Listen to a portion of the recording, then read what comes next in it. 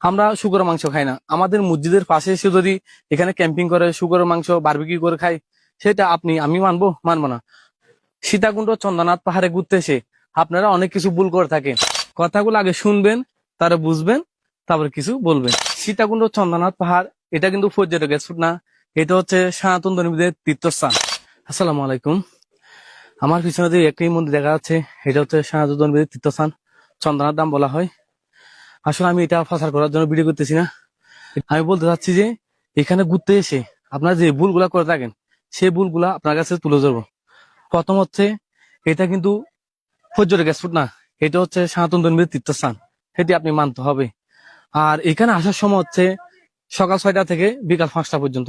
এই সময়গুলোর মাঝে ওদের কিছু সময় পূজা হয়।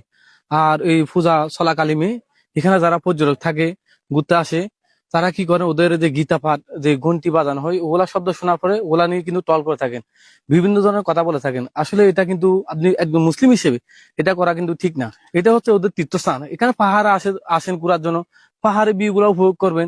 এই সেম জায়গাতে এটা মসজিদ হলো, এখানে যখন পর্যটকেরা আসবে, আমরা যখন নামাজের সময় হবে, যখন নামাজ পড়বো, যখন যদি এরকম পর্যটকেরা যদি এরকম হই হাল্লা চিৎকার করে, সেটা আপনি মানবেন না। তাহলে এগুলো কেন করবেন? আমরা শুকরের মাংস খাই না, আমাদের মসজিদের পাশে এসে যদি এখানে ক্যাম্পিং করে শুকরের মাংস বারবিকিউ করে খাই, সেটা আমি মানবো না। তো ওদের এখানে তীর্থস্থানে এসে আপনার ক্যাম্পিং করে গরু মাংস বারবিকিউ করে কেন খাবেন? এগুলো আপনার কেন করবেন? আপনি একজন মুসলিম হিসেবে এগুলো করতে পারেন না। আমি আবার বলতে চাই, এটা হচ্ছে তীর্থস্থান, এটা কিন্তু পর্যটকের স্পট না। আপনি একজন মুসলিম হিসেবে দয়া করে মন্দিরের আশেপাশে ওদের যে পূজা চলাকালীনে কোনো শব্দ করবেন না। আপনারা আমাদের সীতাকুণ্ড আসবেন, ঘুরবেন, কিন্তু দয়া করে এই কাজগুলো আপনারা করবেন না।